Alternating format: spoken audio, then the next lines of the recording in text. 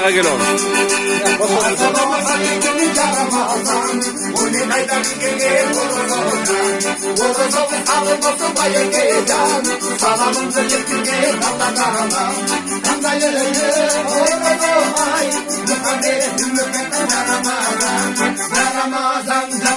Haydi geldi kapıma, yolunda yaramazan kapıma.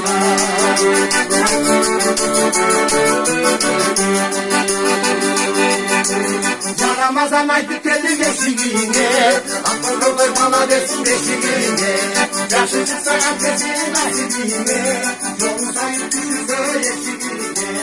Anlayayım, horoz olay, bu kaderimden yaramazan. Yaramazan yaşına, haydi geldi kapıma, yolunda yaramazan kapıma.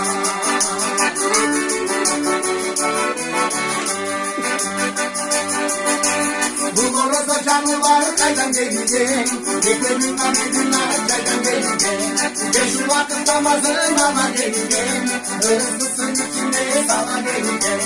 Anlayayım horoz olay, bu kaderimden yaramazan. Yaramazan karşına, haydi geldi kapıma, horozun yaramazan kapıma. Yaramazan kapıma, haydi geldi kapıma, horozun Omi. Götöreli bilekli Kudayım versin telekti. Kudayım versin kolaşıp geleversin. Tengirim versin tengirenip geleversin. Allah'ım versin aylanıp geleversin. Kazanıgar aşkat olsun, üyüngör başkat olsun, kolongar malgat olsun, kampalar dangat olsun. Başıngarga bak olsun, niyetinger daymak olsun, uğunlar olçakta olsun, kızıngar mançakta olsun. Telegenger tegiz olsun, uğul kız tegiz olsun, aydınger marakeli olsun, okatınger berekeli olsun. Jegeninger жүзün olsun, ömürgör uzun olsun, jegeninger banan olsun, bala çakangan olsun. Жегенге анар болсын, жалпы кыргыз эл маман болсын. Жегелердин дастарканы дайыма жайыл болсын. Ушул үй короз айында кармаган орозоңор берилген баталар кабыл болсын.